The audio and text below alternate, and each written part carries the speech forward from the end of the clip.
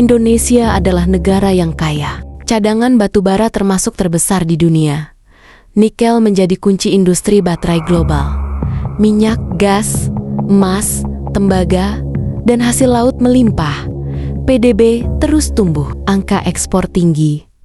Namun di saat yang sama, jutaan rakyat masih hidup dengan penghasilan pas-pasan, ketimpangan antar daerah besar, akses pendidikan, dan kesehatan tidak merata. Pertanyaannya sederhana, tapi jawabannya kompleks.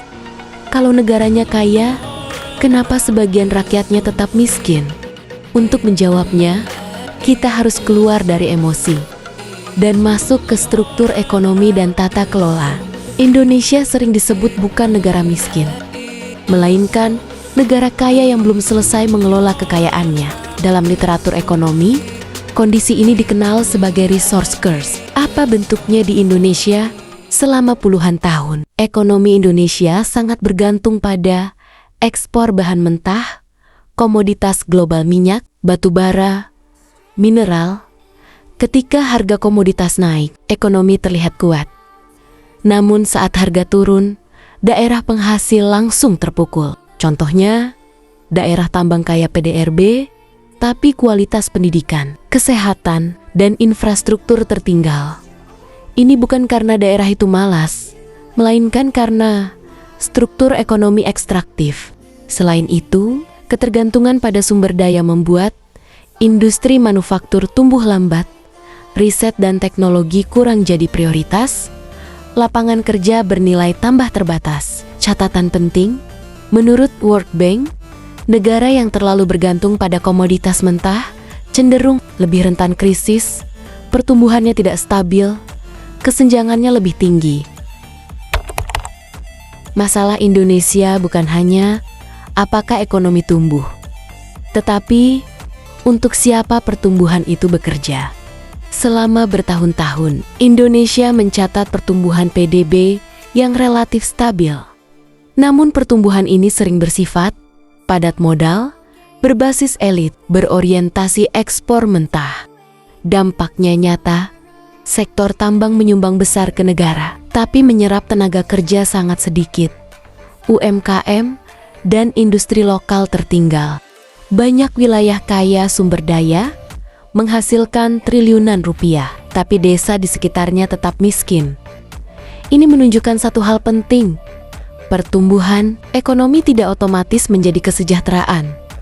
Menurut UNDP, pembangunan yang sehat harus meningkatkan kualitas manusia, membuka mobilitas sosial, menciptakan pekerjaan layak. Tanpa itu, pertumbuhan hanya angka statistik. Indonesia bukan negara tanpa upaya. Reformasi sudah berjalan. Namun masalah besar masih ada, kebocoran sistemik. Yang dimaksud bukan hanya korupsi individu, tetapi desain tata kelola yang memberi ruang bocor. Di sektor sumber daya, kebocoran terjadi lewat kontrak tidak transparan, royalti kecil dibanding nilai ekspor, penghindaran pajak, konflik kepentingan elit. Akibatnya, negara tidak mendapatkan nilai maksimal. Daerah penghasil tidak menikmati hasil. Rakyat hanya melihat dampak lingkungan.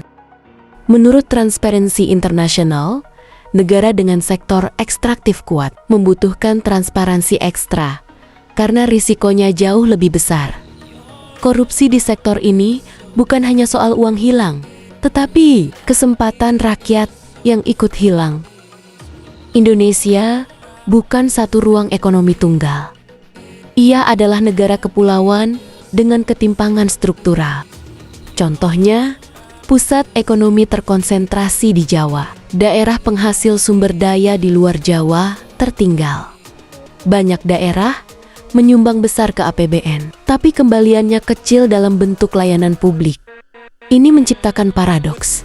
Daerah kaya, warganya tetap miskin. Menurut data IMF, ketimpangan wilayah adalah salah satu tantangan terbesar negara berkembang yang berbasis sumber daya alam. Indonesia sebenarnya sudah belajar. Beberapa langkah positif, hilirisasi mineral, pembangunan infrastruktur dasar, peningkatan belanja sosial, reformasi birokrasi, namun tantangannya masih besar. Kualitas pendidikan belum merata, industri bernilai tambah belum dominan, institusi masih perlu diperkuat. Sejarah menunjukkan, negara tidak sejahtera karena kaya, tapi karena mampu mengelola kekayaan dengan adil dan efektif.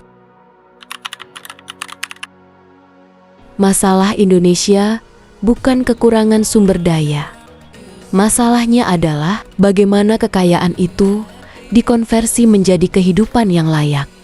Pertanyaan besarnya bukan berapa besar kekayaan alam kita, tetapi apakah kekayaan itu benar-benar bekerja untuk rakyat. Negara yang berhasil bukan yang paling kaya, melainkan yang membangun manusia, memperkuat institusi, memastikan pertumbuhan menetes ke bawah, dan sejarah membuktikan itu bukan soal takdir, melainkan pilihan kebijakan.